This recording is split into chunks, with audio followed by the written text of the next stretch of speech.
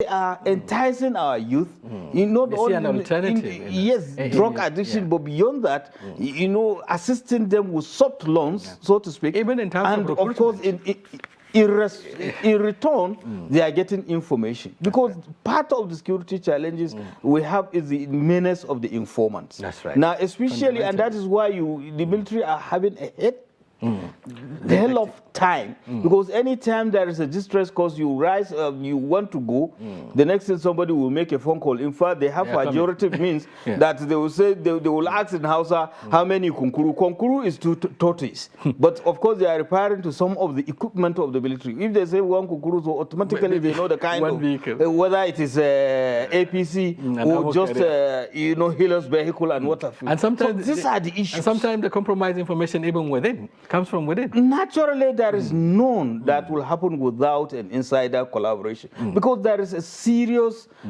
war economy going on. People are benefiting, people that are surprising, supplying them with drugs, because under normal circumstances, most of them, especially the kingpins, most of them, they sustain themselves by taking, stimulants and what have you to commit the atrocities they are doing. That's right. So people do that. Some people are banking that money they collect for ransom for them. Some people are bringing women for them. Some people are supplying them with logistics. There's a value chain. So exactly. Some people supply them with weapons. That's right. Okay, now that, the non-state actors are beginning to up the game and perhaps overwhelming somehow the security architecture, we're beginning to see some level of coordination. For instance, Daily Trust reported a number of attacks across the country, about 6 states, about 5 states, including the in FCT, your publication of today. For instance, yes, I've seen it. If something like this is happening, Nigerians will begin to get worried that it means that these guys are becoming emboldened and are having a kind of structure to coordinate certain attacks across the country. Unchecked. Well, I'm not doubting some of these things, but at the same time, just like I earlier mentioned, everybody has a responsibility. It is not always the negative aspect of it. Yes, right. Beyond that, what are those wonderful things that the security agencies have done over that period of time? It was not reported.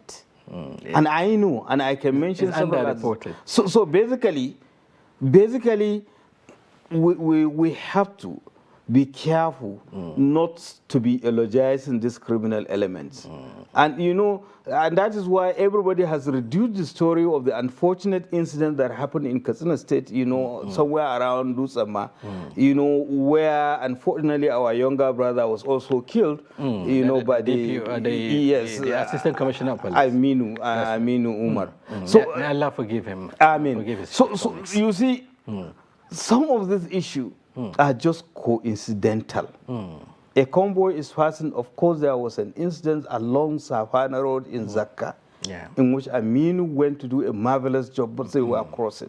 Coincidentally, they had siren and water. So they were thinking it was the security forces that were responding. Of course, the convoy had to also defend themselves. But a lot of people were saying, of course, it is not an excuse such things should happen. People should have freedom of movement wherever in this country.